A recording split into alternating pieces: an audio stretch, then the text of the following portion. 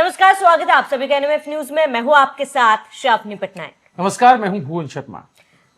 भुवन, पश्चिम बंगाल की तस्वीर अब धीरे धीरे बदल रही है, लेकिन अगर जरा थोड़ा सा पीछे चले तो पश्चिम बंगाल में हमने देखा कि हमेशा से जो मुस्लिम संगठन है और हिंदू संगठन आमने सामने थे और अब भी ऐसा ही देखा जा रहा है। लेकिन अब कार्रवाई हो रही है, अब सुनवाई हो रही है, अब न्याय मिल रहा है। ताजा मामला आपको बता दें कि पश्चिम बंगाल के दक्षिण 24 परगना जिले का है, जहां पर भुवन एक बच्चा जो स्कूल में पढ़ता है, उसको 3 लड़कों ने जो मुस्लिम समुदाय से आते हैं उसको घेर कर बाथरूम में बंद कर उसकी जमकर पिटाई कर दी। वो क्यों? क्योंकि उसने जय श्री राम के नारे लगाए थे या फिर जय श्री राम बोला था। लेकिन यहाँ पे ट्विस्ट ये है कि जिस बच्चे को पीटा गया उसका कहना है कि ये वो बच्चा था ही नहीं जिसको वो समझ के उसको पीट रहे थे। लेकिन अहम मुद्दा सबसे पहले ये है कि जय श्री राम के नारे लगाने पर या फिर बोलने पर इस बच्चे की पिटाई दूसरे छात्रों ने क्यों की और क्या बाकी बच्चे स्कूल में सेफ है? भुवन, इस पूरे प्रकरण को आप कैसे देख रहे हैं? बिल्कुल, पहले से सबसे पहले समझ लेते हैं मामला कहाँ है का है। दक्षिण 24 परगना वैसे ही बहुत चर्चित है। हमने चुनाव के दौरान भी देखा किस तरह से अति संवेदनशील क्षेत्र बना और वहां पर पुलिस की डिप्लॉयमेंट रही। यूपी से सिंघम कहे जाने वाले अधिकारी को वहां पर लाया गया। अब यहाँ का बारुईपुर एक जगह है और जहां पर इस घटना को अंजाम 10 से 12 लड़के बच्चे को, छात्र को बाथरूम में बंद करके बुरी तरह से पीटते। ये अटेम्प्ट टू मर्डर हो सकता है। बिल्कुल। और वजह जैसा कि आपने बताया, जय श्री राम का नारा। और ट्विस्ट भी आपने बताया, दरअसल देवजीत हलदार नाम है उस बच्चे का जो पीड़ित है। और उसी की अगर आप बीती सुने, उसने खुद बताया है कि जिस लड़के को समझकर ये पीट रहे थे मैं वो नहीं हूं। और उसने खुद बताया कि कैसे 10 से 12 लड़के आकर के उसको बुरी तरह से बुरी तरह से पीटना शुरू कर देते हैं और जय श्री राम नारा लगाने के लिए कहते हैं कि माफी मांग, तूने ये कैसे नारा लगाया, इसके लिए माफी मांग। अब ये पूरा जो प्रकरण है, जैसे ही ये सामने आया, उनके परिवार का भी बयान आया। देवजीत के परिवार का कहना है कि उनके बच्चे के कान समेत शरीर के कई हिस्सों में चोटें आई हैं, जिससे सुनने में भी परेशानी हो रही है और घटना के बाद से वो डर के कारण स्कूल जाना छोड़ चुका है और बारुईपुर थाने में फिलहाल शिकायत दर्ज हो गई है। ये पूरा मामला जो अभी तक हुआ। भुवन, वो वीडियो दिखा देते हैं पहले ना, जिस तरीके से उस बच्चे को पीटा जा रहा है, जय श्री राम के नारे लगाने पर विरोध किया जा रहा है, वो वीडियो दिखा देते हैं। बिल्कुल।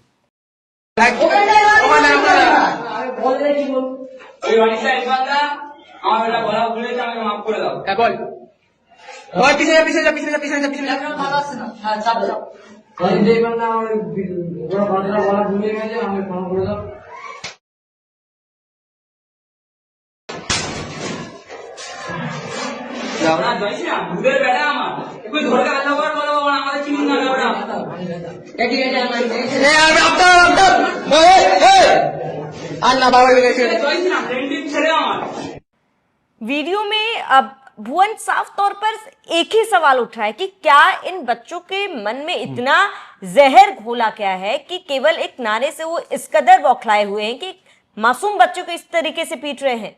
बिल्कुल, आपने बिल्कुल ठीक कहा। और इस जो हम ये वीडियो इस खबर पर कर रहे हैं, इसको बनाने का एकमात्र मकसद यही, उद्देश्य यही है कि ये बात लोगों तक पहुंचे और एक समाज के ऊपर सवाल पैदा हो कि बंगाल के अंदर जब सत्ता परिवर्तन हुआ, जब सत्ता बदलकर बीजेपी के हाथों में आ गई, तो एक खास समुदाय, एक खास तबका इस कदर नाराज हो गया, इस कदर तिलमिला गया कि वो बच्चों का भी इस्तेमाल कर रहे हैं क्या। मैं इसको और थोड़ा दूसरे नजरिए से भी रखना चाहता हूं। क्या ये बच्चों के का खुद का फैसला था या उनके पीछे उनको प्रवोक करने वाली ताकतें हैं जो बच्चों की आड़ लेकर ये सब कर रही हैं? क्योंकि बच्चों की जब बात आती है तब एक सॉफ्ट कॉर्नर भी आता है, तब एक सिंपैथी भी आती है। आप समझ रही हैं इस बात को? बिल्कुल। तो बंगाल के अंदर इसमें कोई दो राय नहीं है कि जब से सरकार बदली, एक खास वर्ग की परेशानी बढ़ी। उसको ये लगने लगा कि भैया हम तो टारगेट पर आ गए, या फिर जिसको दूसरे से भी कहें तो असहिष्णुता कहीं ना कहीं बढ़ गई उस तबके में। अब जय श्री राम का नारा अगर किसी बच्चे ने लगाया, ये अगर इस खबर, इस घटना का आधार बनता भी है ये नारा, तो भी इस नारे पर क्या किसी को पीट दिया जाएगा? बिल्कुल। लॉ एंड ऑर्डर को खराब किया जाएगा। लेकिन अब ऐसा नहीं हो सकता, लॉ एंड ऑर्डर को किसी भी हाल में आप खराब नहीं कर क्योंकि सकते, हर क्योंकि खबर, अब हर टीएमसी की सरकार हट चुकी हर है। घटना को संजीदगी से लिया जा रहा है। मैं फिर कहूंगा कि इसमें अगर कोई धार्मिक एंगल निकाला जा रहा है, अगर किसी धार्मिक वजह से ये घटना को अंजाम दिया गया, जैसा कि अभी तक सामने आ रहा है, खुद वो पीड़ित बच्चा बता रहा है, पुलिस जांच कर रही है, लेकिन फिलहाल जो तस्वीरें बता रही हैं उसमें सख्त से सख्त कार्रवाई होनी चाहिए, ताकि एक नजीर, एक मिसाल बिल्कुल भुवन, कुछ हिंदू संगठन के लोग भी पहुंचे हुए थे, कार्रवाई की बात की जा रही थी, शिकायत दर्ज करा दी गई थी, लेकिन जब वो आरोपी वहां से निकले तो हिंदू संगठन के लोगों ने भी आरोपी को जमकर पीटा, ये खबर सामने आई है।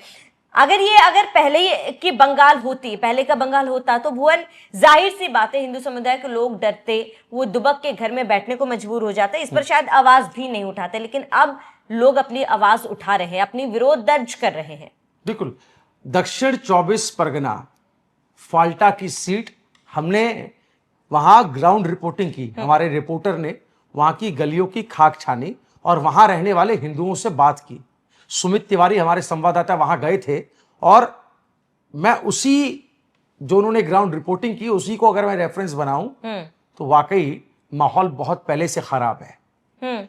आपने बिल्कुल ठीक कहा, तब की जो सरकार थी टीएमसी की, ममता बनर्जी की, वो बात अलग है कि उस सरकार में मामले दबा दिए जाते थे। जो हिंदू तबका है, हिंदू समुदाय है, उसको बोलने नहीं दिया जाता था, मुखर नहीं होने दिया जाता था।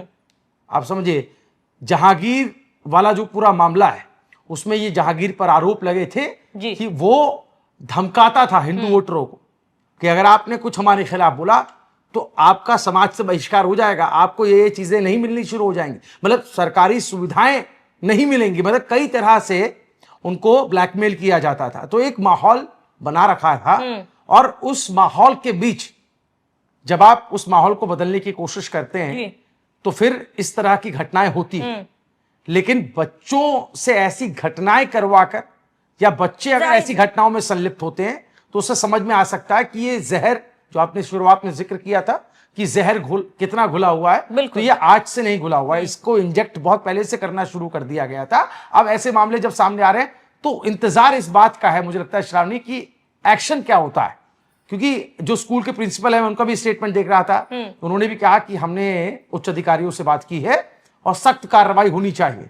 तो अब ये देखना होगा कि ये जो स्कूल, एजुकेशन, शिक्षा व्यवस्था में जो माहौल खराब करने की, हिंदू मुस्लिम करने की कोशिश की जा रही है, ये इस पर किस तरह से एक्शन लिया जाता है, क्या नजीर पेश की जाती है, क्योंकि ये इस बच्चों से जुड़ा हुआ मामला, संवेदनशील मामला है। तो इस मामले में देखना होगा शुभेंदु सरकार या शुभेंदु सरकार की जो पुलिस है बंगाल में, वो कैसे, किस रूप में कार्रवाई करती है। मुझे लगता है भुवन, ऐसे मामलों में रोक लगनी भी चाहिए, कोई ऐसा ठोस कदम उठाना चाहिए कि एटलीस्ट बच्चों के मन में इस तरीके के भेदभाव उत्पन्न ना हो, इस तरीके की सोच को और बढ़ावा ना मिले। बहरहाल इस पूरे मुद्दे पर आपका क्या कहना है हमें कमेंट कर जरूर बताएं। साथ ही आप बने रहिए एनएमएफ न्यूज के साथ।